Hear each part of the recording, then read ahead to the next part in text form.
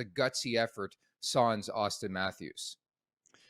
Yeah, it was. A low scoring affair. I think with those two goalies going at it, we should have taken the under going into it. I thought about that about halfway through, but it uh, it was. You didn't seem to notice Austin missing too much, except for on the power play, I would say. Mm-hmm. Really trying to get that thing going and find the jam. Obviously, they got it done late in the game and did enough to win the game for sure. But kind of just an overall defensive goaltender battle is what it looked like to me. And yeah, it's nice again that when you're missing a guy like Austin Matthews, you got some other guys to step up, guys like Nylander, Tavares, and Marner, who all stepped up in according to getting the win.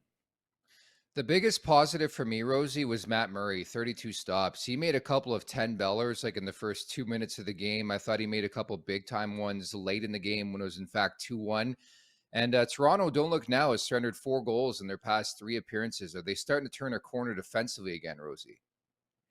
Yeah, hopefully. I mean, there was a little hiccup there last week where, some fingers were getting pointed at different things and the Twitter folks came out of the woodworks. You're pointing at me?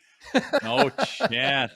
This goaltending duo, I'm all behind, man. They've been solid. And, they're going to have a hiccup here and there. But, over the weekend, they proved that they were bouncing back. And then Murray did a hell of a job last night. And I just think they're solid and can't wait for Sammy to get in here tonight and do the same thing against the Detroit Red Wings here.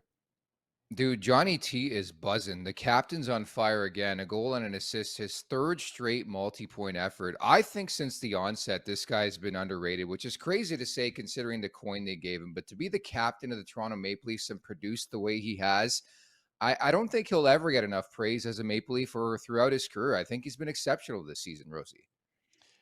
Yeah, and he's exceptional at both ends. Like, he's just a responsible player. He's a smart player. He can be used in all kinds of different things, face-offs, just when you need to shut it down. He just never has that blunder. He's never trying to get his cookies. He's never trying to do the high-risk, low-percentage plays, but still gets it done like crazy. And, to put up, close to career numbers here this year in his whatever 10th year it is impressive. And all the way he's leading this historic franchise, they're second in the NHL right now.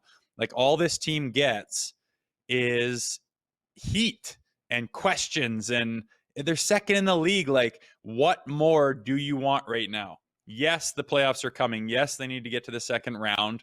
But, I mean, say we face Tampa in the playoffs this year again, which it looks very much like we will.